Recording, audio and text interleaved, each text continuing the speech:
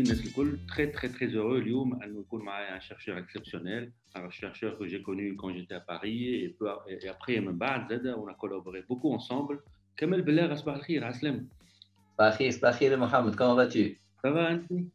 Alhamdoulilah, et je te remercie pour cette invitation. J'ai été très heureux de recevoir ton mail et c'est avec plaisir que je participe à ton activité que je trouve très, très intéressante. عايشك يا سيدي عايشك c'est très gentil. Alors pour les gens qui ne te connaissent pas, Kamel Bellar c'est qui et qu'est-ce qu'il fait?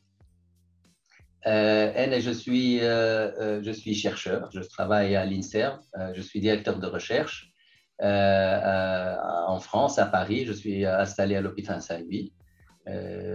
Je travaille essentiellement je fais de l'immunologie fondamentale. Je m'intéresse à la génération, au développement d'une sous-population à laquelle je m'intéresse depuis une vingtaine d'années maintenant, depuis mon retour des États-Unis. Ça me permet de vous dire que je me suis intéressé à cette population à travers un postdoctorat à l'université de Princeton chez un chercheur qui s'appelle Albert Bandela, qui est le découvreur de cette population. Je ne vais pas rentrer dans les détails, mais il y avait une sous-population immunitaire qu'il a découverte et qu'il a travaillé dessus. Ça m'a intéressé, donc je suis parti. Et donc, ensuite, après mon postdoc, je suis rentré, je me suis présenté au concours en France et j'ai développé un groupe, j'ai développé une thématique sur la population de cette population, sur le développement de cette population. Et initialement, il y en avait une, maintenant on en a cinq sous-groupes. Donc en gros, voilà quoi, on s'est fait une petite niche sur cette population et on travaille dessus depuis une vingtaine d'années maintenant. C'est parfait. Et du coup, est-ce que des découvertes dont tu peux nous parler? C'est quand tu dis Saint-Louis, on a des collaborations peut-être, même que la l'IGR, parce que je sais que tu as aussi beaucoup travaillé avec les équipes d'IGR. Donc, mets-nous quelque chose à craquer, à croquer sous la dent par rapport à ça. En fait, je ne voulais pas rentrer dans le côté technique, mais en gros, ce qu'on fait, alors, le système immunitaire, pour qu'il puisse fonctionner, laisse-moi un catalyseur. On travaille sur une population, donc bien sûr, un catalyseur qui permet de faire fonctionner la machine, et nous, ce qu'on appelle le système immunitaire adaptatif. Là, on travaille sur des sous-populations, ce sont les catalyseurs. Ce sont des populations innées qui peuvent donner une réponse très rapide et qui vont inciter d'autres populations. Elles font le pont entre le système inné, ce qu'on appelle le système inné, et le système adaptatif, où ils vont commencer et alerter, ils disent voilà, on va réveillez-vous, on va commencer un petit peu, il y a un problème. Donc, nous, on travaille sur ce type de population. Et donc, au balbutiement de la réaction immunitaire. Donc, vraiment, absolument. Absolument. Et en fait, comme il y a eu, comment dire, comme je disais tout à l'heure, au début, il y a une vingtaine d'années, on pensait qu'il y avait une seule population. Maintenant, nous, on a été à l'origine de la couverte d'une deuxième population. Il y avait ce qu'on appelait les NKT1, les NKT2 et les NKT17. Nous, on a été à l'origine de la découverte de la NKT17 et dans son rôle dans différentes réponses auto-immunes et réponses antibactériennes. Et ce qui se passe, juste pour te dire un petit peu, donc notre population, elle intéresse beaucoup en clinique, comment on peut manipuler cette population qui répond rapidement qu'on peut utiliser en clinique. Donc ça, c'est une chose. Et on est sollicité, par exemple, en parlant de l'IGR, à l'époque, je me rappelle, il y a 6 ans ou 7 ans de cela, j'ai été contacté par Laurence Zitvogel, que tu connais probablement, parce qu'elle travaillait sur une réponse antitumorale et elle voulait savoir si notre population est impliquée. Alors, j'ai travaillé aussi à l'Institut Cochin avec Christian Boitard, et il m'a dit on aimerait bien voir si cette population elle est impliquée dans les réponses dans la maladie auto-immune telle que le diabète. Donc, on a regardé la Kijit, Saint-Louis, kiff. Les Saint-Louis, il est connu. Alors, Saint-Louis, pour ceux qui ne connaissent pas, le système HLA, il a été découvert à Saint-Louis, c'était M. Dossé. Et c'était le prix Nobel c'est juste pour que, malheureusement, on ne le valorise pas assez ici à Saint-Louis, mais c'est vrai que Saint-Louis est connu pour cela. Donc, il y a eu un prix Nobel à l'hôpital Saint-Louis. Et donc, ici, par exemple, on s'intéresse aussi aux réponses antitumorales et antileucémiques des cellules NKI. Donc, à chaque fois que je me déplace dans un institut ou dans un endroit, notre population, elle est capable de répondre rapidement grâce à la sécrétion de facteurs qui vont alerter le système pour qu'il fonctionne bien, pour qu'il commence à fonctionner. Et donc, ce qui fait que on a été toujours il y a le lien entre nous, ce qu'on fait en tant que science fondamentale. On essaie de découvrir combien il y a de populations, on essaie de les caractériser, de les phénotyper, essayer de les manipuler, de les expandre, de pouvoir un petit peu augmenter leur capacité de réponse. Et bien entendu, on est sollicité par des cliniciens ou par des gens qui connaissent mieux que nous la pathologie pour qu'on mette en place des systèmes. Donc ça, pour nous, ça a été vraiment, à chaque fois, ça a été la même chose. On continue Alors on peut aussi répondre à des modèles, bien sûr. Nous, on utilise des modèles de souris pour répondre à ça. Mais quand on s'attaque un petit peu, on a été très, très heureux à chaque fois d'être contacté. Je vous donne plusieurs exemples. Il y a Hugues Deté qui nous a contactés ici, Christian Bottard, Laurence Ditvoquel et d'autres qui nous ont contactés pour essayer de comprendre quel est le rôle des différentes sous-populations dans différentes pathologies. Du coup, je vais jouer sur les mots et sauter sur les mots-clés que tu as pu dire. Donc, collaboration, essais précliniques, essais cliniques éventuellement. Donc, le contact étroit que vous avez, vous, en tant que chercheur fondamental, avec les cliniciens et avec des traitements ou des possibilités pour guérir des malades. Est-ce que c'est l'utilité de ton travail même? Je pense que oui. Juste pour te dire, juste pour te dire le contexte et son importance dans la valorisation de ton travail. Et je reviendrai à ta question, pour répondre à ta question. À un certain moment, l'INSERM, il proposait des bourses ou un financement pour inciter. L'INSERM, c'est à vocation clinique, c'est fait pour les médecins et c'est géré par les médecins. Donc, systématiquement, nous, on est là, on est content d'être là parce qu'il y a un sens aussi. Et ce qui est important, c'est qu'ils ont fait un fellowship, une certaine bourse, pour inciter les chercheurs pour collaborer avec les cliniciens. Ce n'est pas l'inverse. D'habitude, ils donnent des bourses pour les cliniciens pour qu'ils aient la possibilité de faire des tests, parce qu'il n'y a pas un cursus PhD, MD comme aux États-Unis. Donc, ils sont obligés d'arrêter un certain temps et de le faire. Donc, qu'est-ce qu'ils font? Ils proposent des bourses majoritairement aux médecins pour qu'on continue. À un certain moment, et malheureusement, ce n'est plus le cas, ils ont ouvert, il y avait une petite fenêtre, une petite ouverture, où ils pouvaient donner, il y avait des appels d'offres où des chercheurs c'est eux qui proposent cette fois-ci des collaborations avec des cliniciens pour aborder une question clinique. Et c'est comme ça que j'ai pu collaborer, je t'avais parlé tout à l'heure, avec Christian Bottard, quand j'étais chez lui. C'est lui qui m'a dit, regarde, il y a des fellowships, est-ce que tu veux qu'on collabore ensemble à travers cela? Et juste pour te dire, ce sont des opportunités qui permettent un petit peu de valoriser ton travail. Tout seul, tu peux le faire, bien entendu, mais c'est encore mieux si on te sollicite pour le faire, et ça, je trouvais que c'était intéressant. Il y avait un appel d'offres, c'est la même chose à Saint-Louis, il y a un appel d'offres pour favoriser c'est comme ça qu'on a collaboré avec Hugues Deté. Juste, encore une fois, comment l'environnement te permet de valoriser ton travail, valoriser la science fondamentale. Les gens, c'est une question, finalement, c'est une question de, encore une fois, quelle est la politique scientifique qui est mise en place. C'est aussi simple que ça. Donc, ta question et je vais te répondre volontiers. Moi, comme tu sais, c'est un chat. Donc, tu penses que l'utilité de ton travail, entre autres, parce que j'imagine qu'il y a aussi d'autres utilités à l'INSERM, c'est cette valorisation des résultats fondamentaux dans un aspect clinique نلقاو بهم حلول للمرضى ولا en tant que prévention peut-être ولا en tant que traitement ولا حاجة. C'est vraiment le passage vers le clinique.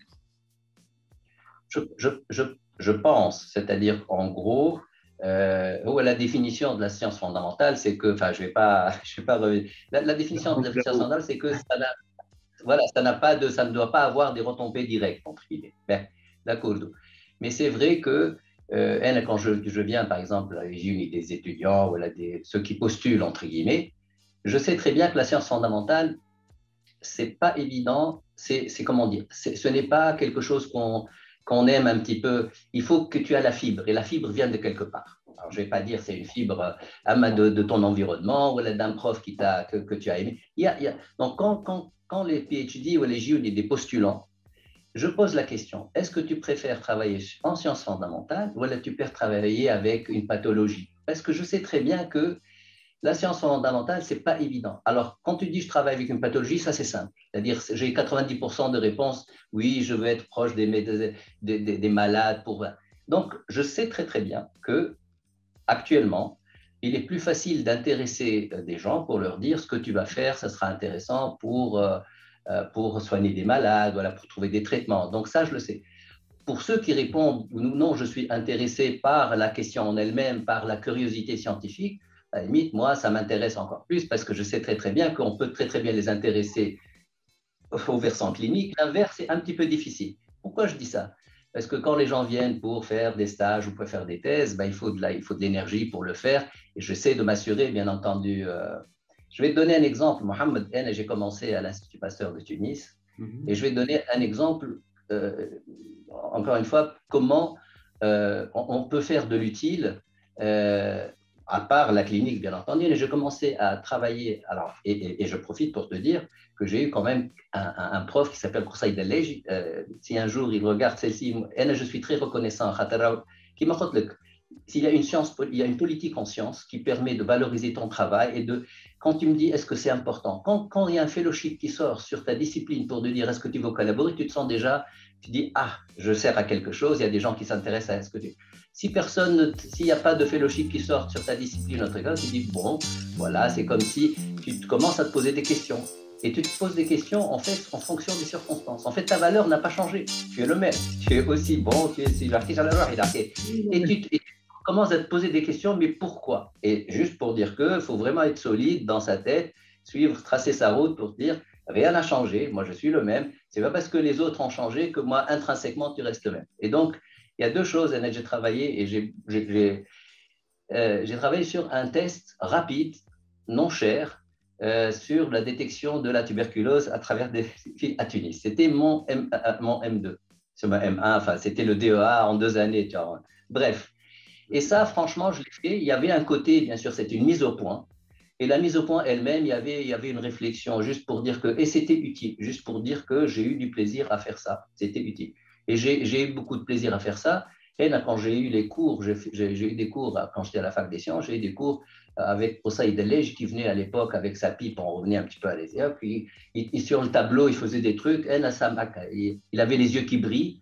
Ça, il y a deux choses en fait, c'est-à-dire c'est ce genre de personnage, je dis personnage, et de personnes qui fait que tu as envie de faire ça. Et tu sais qu'à l'intérieur de toi-même, il y avait d'autres disciplines, hein, c'est-à-dire en gros, j'aimais bien la science, mais c'est ça ce que je voulais faire. C'est-à-dire en gros, pour répondre initialement à ta question, enfin on discutait tout à l'heure, c'est vrai que tu te dis, c'est ça ce que j'aime faire. Et c'est vrai que quand j'ai fait, on avait l'écrit, on avait un oral, il me dit, qu'est-ce que tu veux faire? J'ai dit, je veux venir chez vous. Donc il m'a dit, bah, viens me voir lundi au bureau, on va discuter.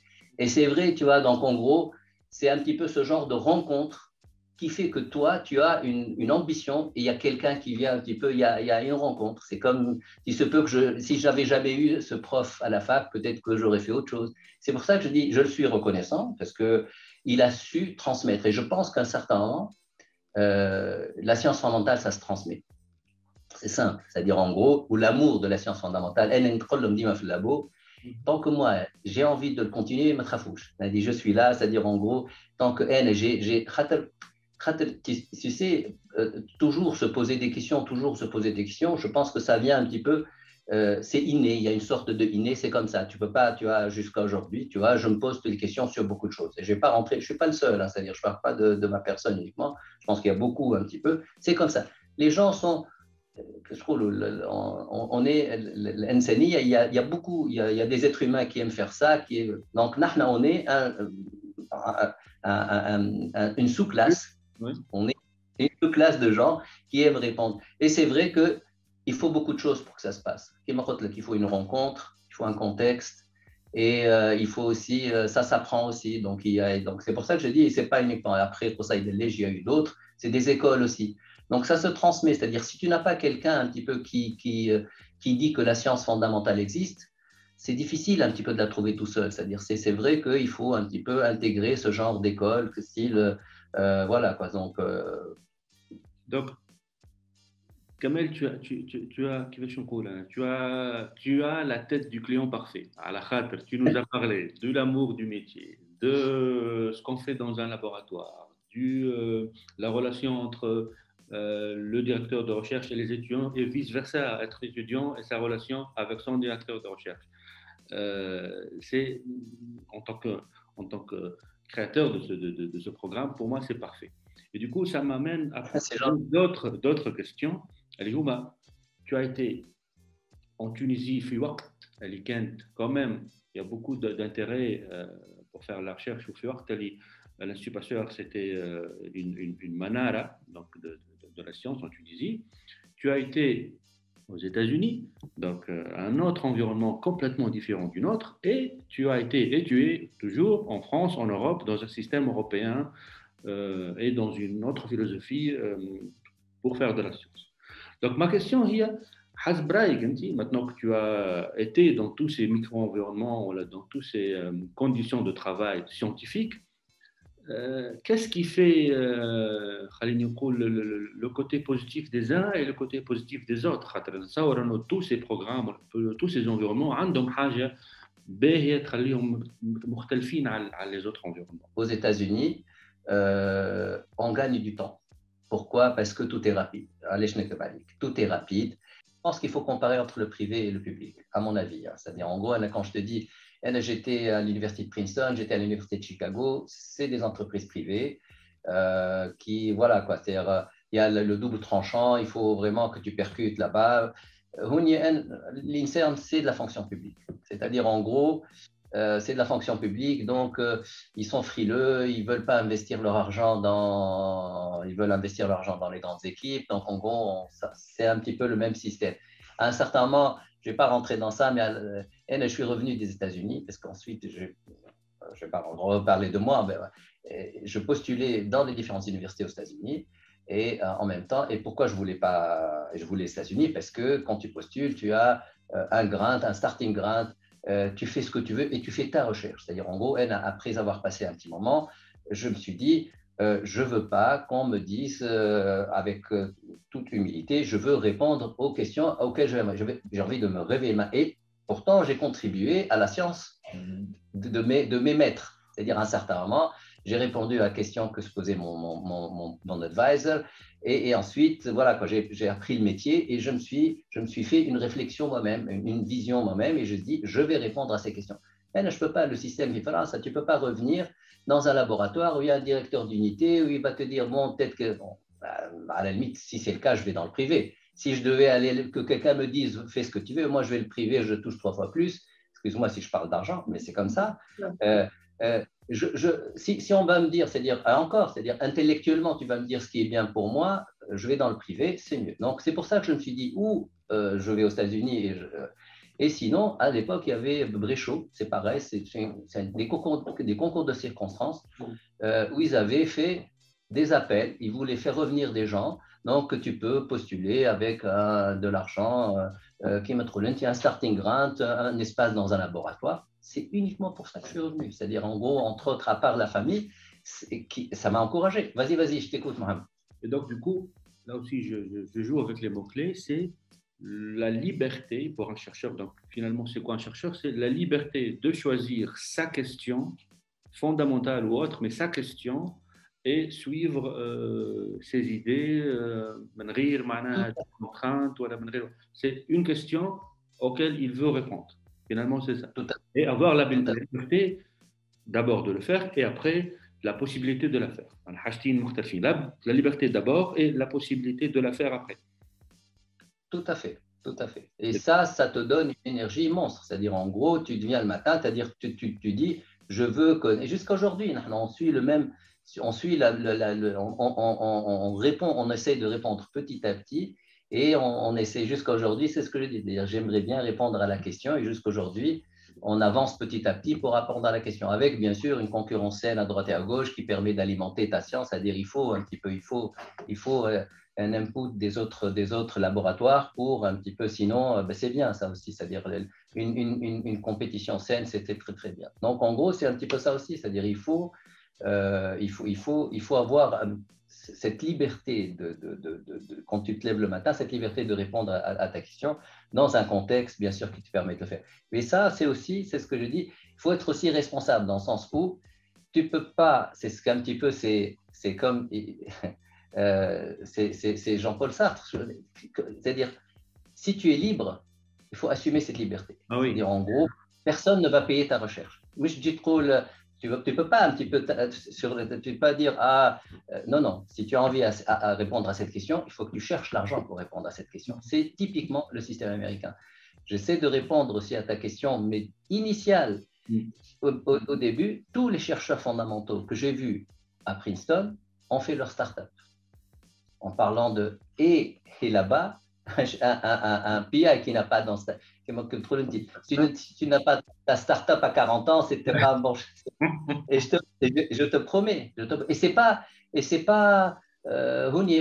France, ça c'est mal vu en fait. Ah, il veut gagner de l'argent. Là-bas, la science, c'est-à-dire je te promets, tout le monde a sa start-up. Tout le monde. Et même Albert Bandazet, même mon PI là-bas, qui travaille, il a fait ça. Comment exploiter cette population dans un protocole vaccinal, les patentes, les trucs comme ça. Ils ont un réflexe fou pour le faire, mais juste, je voulais revenir, pour répondre à ta question, quelle est la relation entre la science fondamentale et l'utile? Aux États-Unis, c'est-à-dire ils ne se posent même pas la question. C'est-à-dire, si tu leur poses la question, ils te disent, mais la question ne se pose pas, parce qu'au quotidien, ou ni même, on peut te dire, oui, théoriquement, ça peut aboutir sur… Non, là-bas, ça aboutit. C'est-à-dire, il fait sa start-up et il est toujours à l'université et c'est très, très bien vu. C'est-à-dire, en gros, c'est très bien vu. C'est-à-dire, ça fait partie des choses qui sont très, très classiques et ils sont consultés, bien sûr. Ils jouent, c'est-à-dire, tu trouveras toujours dans les grandes boîtes les professeurs américains qui consultent. C'est-à-dire, en gros, et ça, c'est quoi? C'est-à-dire qu'ils consultent, c'est-à-dire les grandes boîtes, qui font des médicaments. Donc, eux, ils vont vers quelqu'un qui a une sensibilité, il a la réponse un petit peu, se pose des questions. Donc, regarde comment la science fondamentale, non seulement il fait des ponts vers l'industrie, voilà, vers l'exploitation un petit peu de sa recherche, et lui, on l'appelle, donc il est assis là-bas, et juste pour dire que la science fondamentale est au centre de tout ça. Si on vraiment… La finalité de tout ça, ça se résume aux États-Unis qui ont trouvé un petit peu, qui ont compris la chose. Dis-moi, Mohamed. Peut-être pour finir cet entretien très très sympathique, c'est finalement la science fondamentale ou la science en général, c'est là aussi un grand moteur de l'économie. C'est un grand moteur de l'économie. Ce n'est pas uniquement des dossiers poussiéreux dans un bureau, c'est plutôt un grand moteur de l'économie. On a qui travaillent ensemble, qui réfléchissent ensemble pour trouver des solutions nouvelles, pour développer des choses qui existent déjà, mais pour les développer, je ne veux pas être nationaliste, genre le pays, machin truc, mais vraiment pour créer une dynamique pour que les gens vivent mieux. Absolument, Mohamed. Écoute, Yad Ksaha Kamel, c'était une interview très très sympathique. Peut-être un dernier mot pour les gens qui nous suivent avant de fermer le bouton enregistrement. Je pense qu'il faut suivre sa passion. Et je le dis toujours, en gros, même ça va, il ne faut pas réfléchir et suivre sa passion. Le reste viendra après. C'est-à-dire, en gros, ça donnera beaucoup de choses. Suivre sa passion, ça veut dire quoi? C'est réussir dans ce qu'on fait. C'est-à-dire, peu importe, c'est-à-dire, mais aussi, en fait, c'est, comment dire, suivre sa passion, c'est être heureux. Je te promets, c'est-à-dire, en gros, c'est aussi, c'est le but, en fait. C'est-à-dire, comment tu trouves quelque chose où tu as une passion et ça te rend heureux. Et je parle en science ou ailleurs. Donc, suivre sa passion, je pense que c'est chacun de nous a quelque chose qu'il peut bien faire. Ou il faut, et pour tout le monde, j'espère que ça va se passer, et il faut autre chose, il faut la persévérance. C'est par expérience que je dis. La persévérance, il ne faut jamais lâcher. Il ne faut jamais lâcher, c'est-à-dire quelque chose que tu aimes, il ne faut pas lâcher. Et c'est ça ce qu'on transmet. Et c'est ça ce que quand les manips ne marchent pas, je continue. Quand vivent les étudiants, ils me disent qu'est-ce qui se passe? Ça va marcher. Je ne me gêne pas. Allez, par expérience, tu sais que ça va marcher à la fin. Et ça, tu ne peux l'acquérir qu'avec la persévérance. Juste, donc la patience, la persévérance et être heureux, faire quelque chose qu'on aime. Et ça, c'est très important. Alors, je fais en gros, les chercheurs, ils perdent leur vie. Non, c'est pas vrai.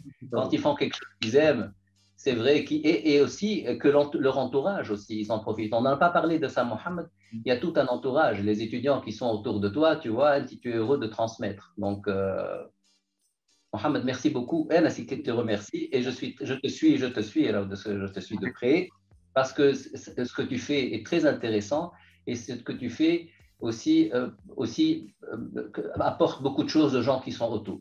Il y a beaucoup de gens qui ne se posent pas les questions que tu te poses et pourtant, parce que pour des raisons X et Y, parce que l'environnement fait que, et toi, tu leur apportes de la connaissance franchement, bravo, Mohamed.